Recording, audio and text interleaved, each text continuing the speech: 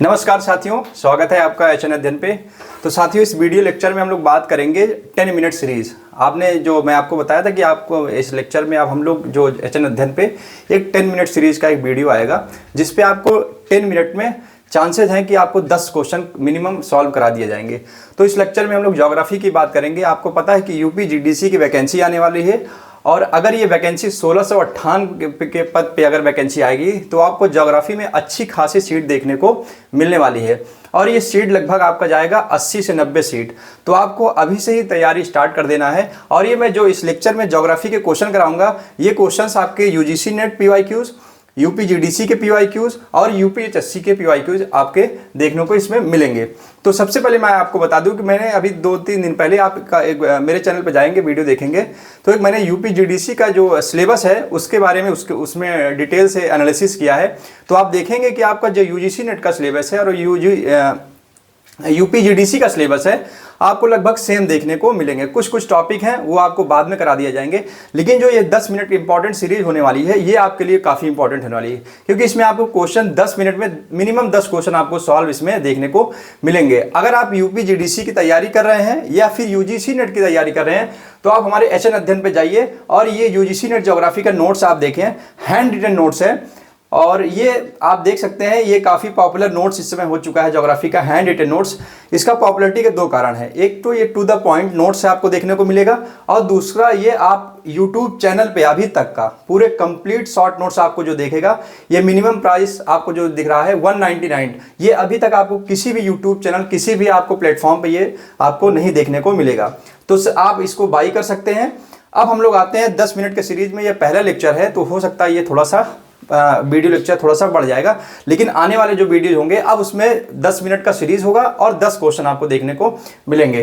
तो सबसे पहले हम लोग अब आज यहाँ पे आपको ये मैंने बता दिया है, और अब डिस्कस करेंगे हम लोग कि आपको ये क्वेश्चन जो करने हैं, स्टार्ट करेंगे आज से ये क्वेश्चन।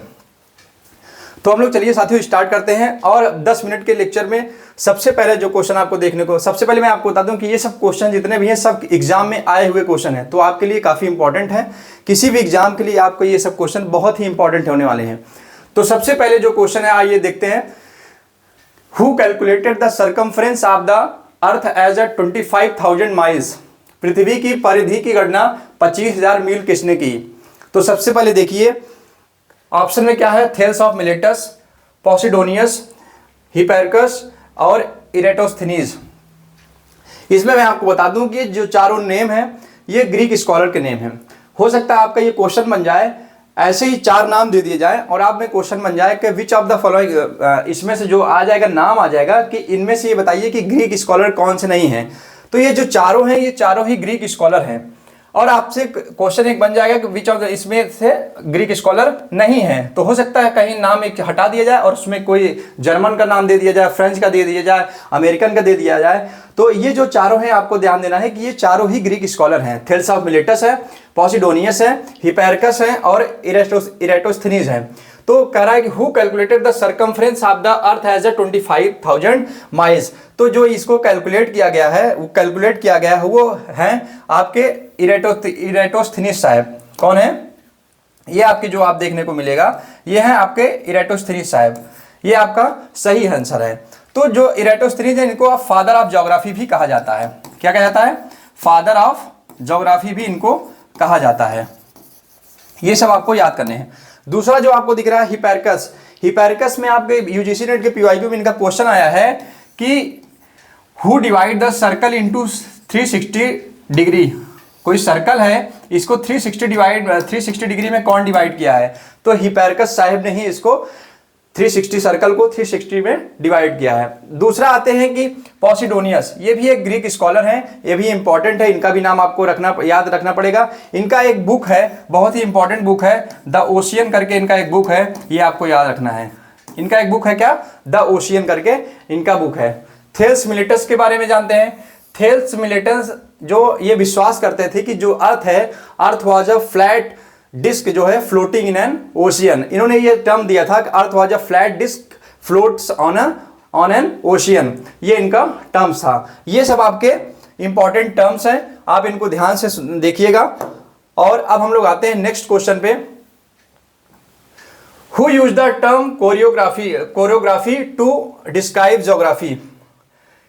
क्या टर्म्स है? Who use the term choreography to describe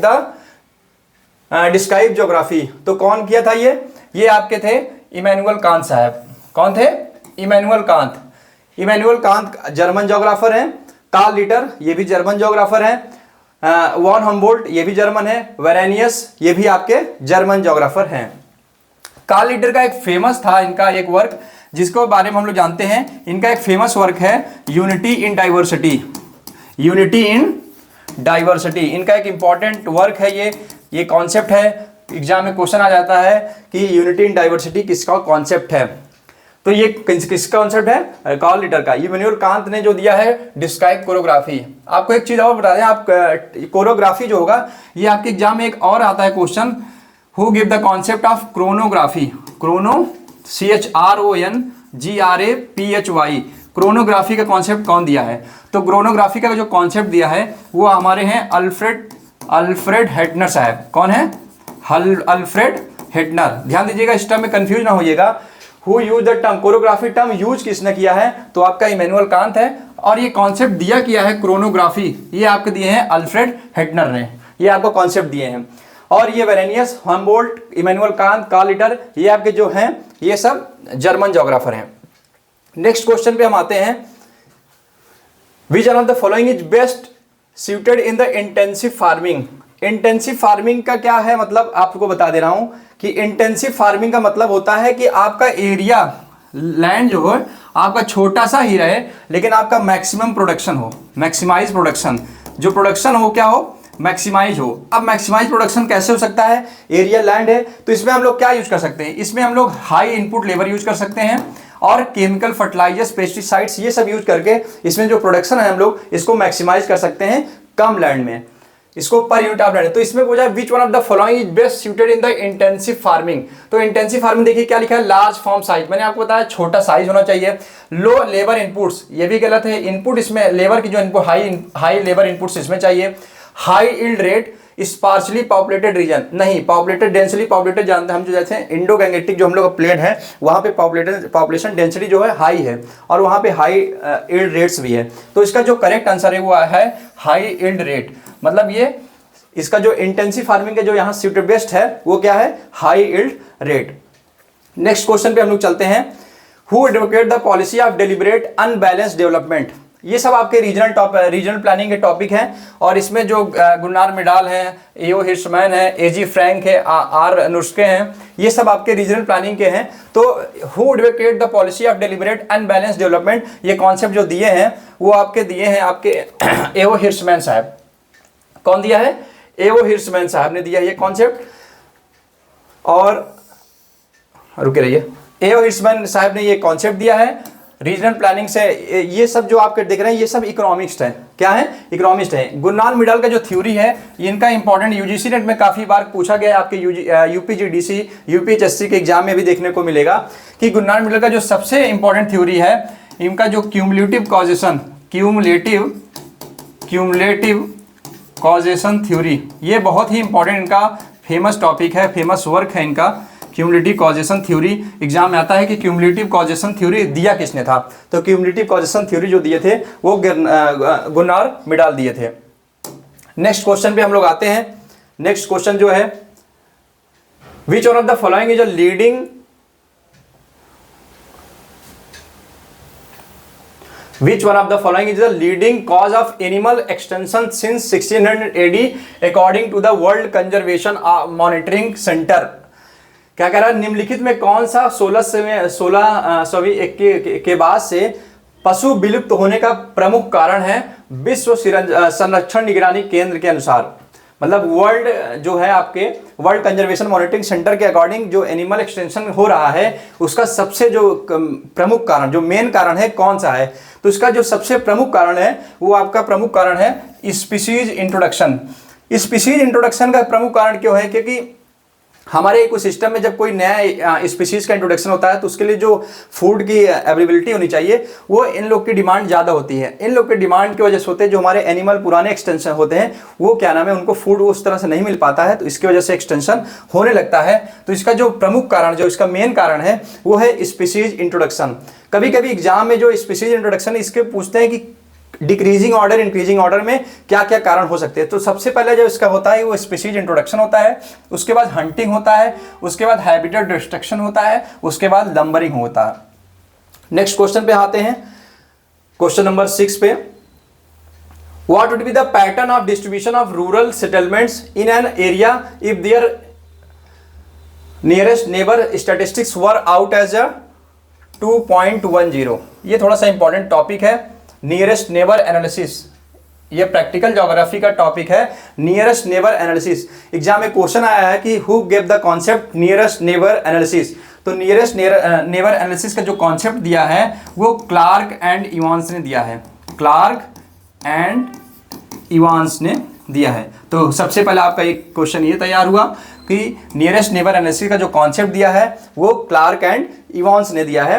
अब आते हैं कि इसमें पूछा क्या है, कह रहा है कि what would be the pattern, pattern क्या होगा distribution of rural settlements in an area if their nearest neighbour statistics works out as 2.10। तो इसमें सबसे पहले मैं आपको बता दूं कि इसमें कुछ छोटे से पैटर्न होते हैं और इसमें अलग अलग पैटर्न होते हैं।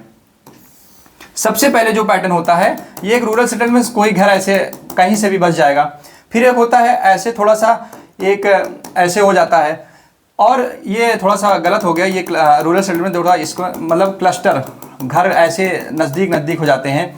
और अब उसके बाद एक होता है यूनिफॉर्म तरीके से, यूनिफॉर्म तरीके से देखिए, मतलब कि घर एक सिस्टमेटिक तरीके से आपको देखने को मिलेंगे, ये होते हैं, ये यूनिफॉर्म। तो इसकी वैल्यू होती है, इसकी वैल्यू क्या होती है, यहाँ पे जैसे ये 0.1 से लगभग 1.90 तक होता है, फिर 1.90 से लगभग 2 पॉइंट तक होता है, उसके बाद मोर देन जो 2 पॉइंट होता है वो होता है ये। तो इसका नाम होता है, इसका जो नाम इसके नीचे होता है तो इसको बोलते हैं हम लोग क्लस्टर।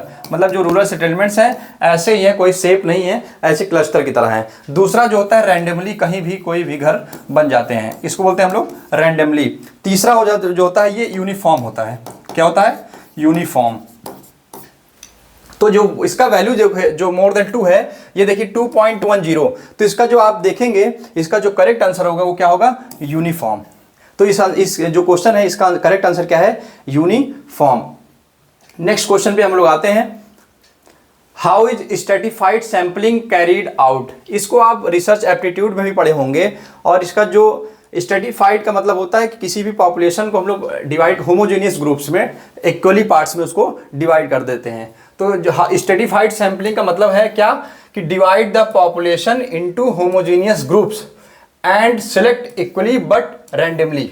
जनसंख्या को सजातीय समूह में विभाजित करें और समान रूप से लेकिन यादृच्छिक रूप से चयन करें। मतलब रैंडमली, अचानक ये नहीं कि हम लोग सीक्वेंस, मतलब हम लोग सिस्टम सेट कर दें कि नहीं हम लोग इन्हीं से क्वेश्चन पूछेंगे। रैंडमली किसी को भी लेंगे बट इक्वली पार्ट में हम लोग इनको डिवाइड करते हैं। ये आपका क्वेश्चन नंबर 7 का आंसर जो है, आंसर नंबर फर्स्ट करेक्ट ये है। अब इसमें देखिए, from the given diagram of multiple nuclei models. Multiple nuclei models जो है ये कौन दिया था? ये हैरिस और उल्मान साहब ने दिया था। तो ये देखिए CD हैरिस और दिया है उल्मान। इसमें बोला है कि identify the urban land use pattern of nuclei centres of 3 and 6। तो इसका जो डायग्राम है, आई थिंक ये नेक्स्ट पेज में हो गया है गलती से। तो इसका जो डायग्राम, मल्टीपल न्यूक्लियाई जो डायग्राम है ये आपको दिखा दे रहा हूँ। मल्टीपल न्यूक्लियाई का ये डायग्राम है। इसको हम जैसे याद किए थे, मैं आपको बता दे रहा हूँ कि इसमें देखिए क्वेश्चन 3 और 6 पूछा भी है। तो इसमें जो हम याद किए थे 3 का टेबल जो है, लड़के कंफ्यूज होते हैं कि 8 किधर होगा 9 किधर होगा। तो हम जैसे याद किए थे कि 3 2 जा 6 3 जा 9। तो देखिए जो पहला होता है ये होता है CBD, सेंट्रल बिजनेस डिस्ट्रिक्ट। दूसरा जो होता है वो लाइट मैन्युफैक्चरिंग के लिए होता है। और तीसरा जो लाइट मैन्युफैक्चरिंग के लिए होता है। उसके बाद ये होता है इंडस्ट्रियल हाई मैन्युफैक्चरिंग के लिए। और उसके बाद ये इंडस्ट्रियल सबअर्बन के लिए।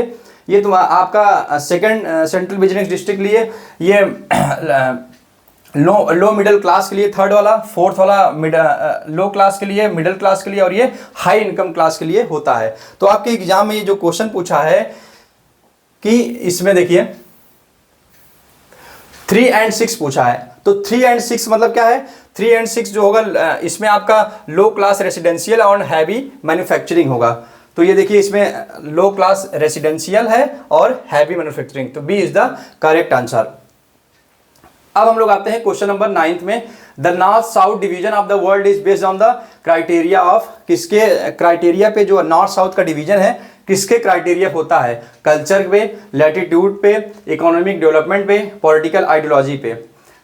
कल्चर पे तो डिवाइड हुआ नहीं है, लैटिट्यूड पे तो बेसिकली बात ही नहीं कर सकते कि इस पे डिवाइड है, पॉलिटिकल आइडियोलॉजी इस पे भी नहीं, इकोनॉमिक डेवलपमेंट पे आपका ये नॉर्थ साउथ डिवीजन आपका हुआ है किस पे? Economic development. तो 9 का जो करेक्ट आंसर है वो C, economic development is the correct answer. अब हम लोग आते हैं the volcanic origin deposits on the ocean floor at a depth of 2500 fathoms or more are known as. Fathoms जो होता है एक डिस्टेंस नापने का मेजरमेंट है, ये जो ओशियन का डेप्थ की हम लोग गहराई नापते हैं फैदम से ही नापते हैं। तो इसका जो volcanic origin deposits on the समुद्र तल पर 2500 फैदम या उससे अधिक की गहराई पर ज्वालामुखी मूल जमा को किस रूप में जाना जाता है? तो इसको हम लोग रेड क्ले के नाम से इसको जानते हैं कि जो डिपॉजिट्स होता है वो किस में होता है? Red clay. रेड क्ले एक होता है, ये एक तरह से हम लोग कह सकते हैं कि ये जो सॉइल होता है उसका एक टाइप है, टाइप का सॉइल का टाइप है। इसका नाम रेड इसलिए है कि इसमें जो रिच होता है वो आयरन ऑक्साइड की मात्रा सबसे ज़्यादा पाई जाती है, इसलिए इसका रेड क्ले इसको बोला जाता है। तो आज के वीडियो में ये देखिए 10 क्वेश्चन हो गए हैं। थोड़ा सा वीडियो लेक्चर बड़ा हो गया होगा, लेकिन नेक्स्ट टाइम से 10 मिनट का ही सीरीज रहेगा और आपको 10 क्वेश्चन देखने को मिलेंगे। तो उम्मीद है कि आपको ये लेक्चर पसंद आएगा। लेक्चर अगर आपको पसंद आया तो कमेंट करिए, क्या इंप्रूवमेंट कर सकते हैं इसके बारे में बताइए। तब तक के लिए नमस्कार, धन्यवाद।